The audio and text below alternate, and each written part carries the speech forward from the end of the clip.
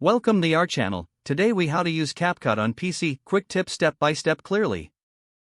Download the CapCut application from the official website. Once the download is complete, open the installer. Follow the on-screen prompts to install CapCut on your PC.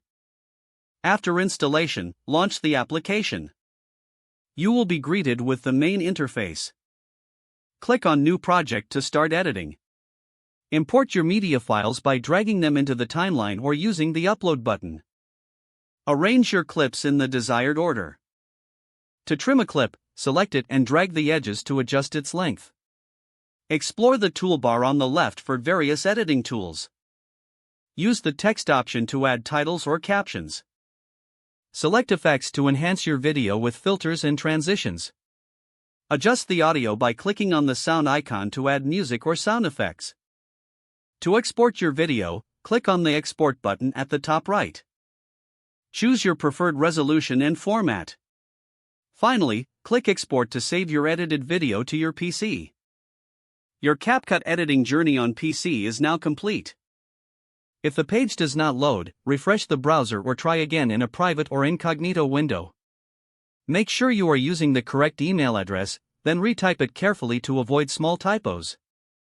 If your password is not accepted, use the reset option and create a new strong password you can remember. Check your spam folder for verification or security emails, then complete any requested confirmation steps.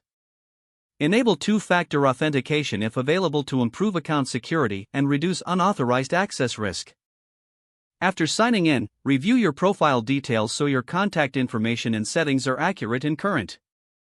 If you see an error message, note it down and try again after restarting your device and internet. Log out when you finish, especially on shared devices, to keep your account and payment information secure.